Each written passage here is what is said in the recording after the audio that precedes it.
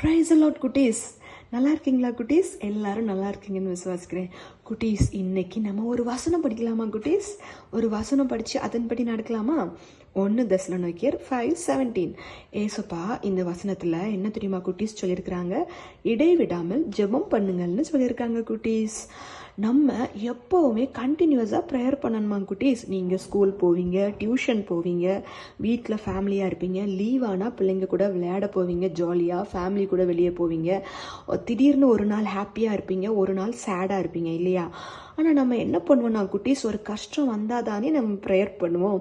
ஆனால் இனி அப்படி இருக்கக்கூடாது குட்டீஸ். கஷ்டம் வந்தாலும் சந்தோஷம் வந்தாலும், ஸ்கூலில் இருந்தாலும் டியூஷனில் இருந்தாலும் ஃப்ரெண்ட்ஸ் கூட இருந்தாலும் எப்போவுமே ஏசப்பா கிட்ட பேசிகிட்டே இருங்க குட்டீஸ். உங்கள் பர்சனல் ப்ரேயர் ஃபேமிலி ப்ரேயர் தவிர எப்போல்லாம் டைம் கிடைக்குதோ அப்போல்லாம் நீங்கள் ப்ரேயர் பண்ணுங்கள். உங்கள் ஹார்ட்டில் எப்போவுமே ஜீசஸ் கிட்ட பேசிகிட்டே இருங்க. உங்கள் லைஃப் ரொம்ப சந்தோஷமாக இருக்கும் குட்டீஸ். தேங்க்யூ குட்டீஸ். காட் பிளஸ் யூ குட்டீஸ்.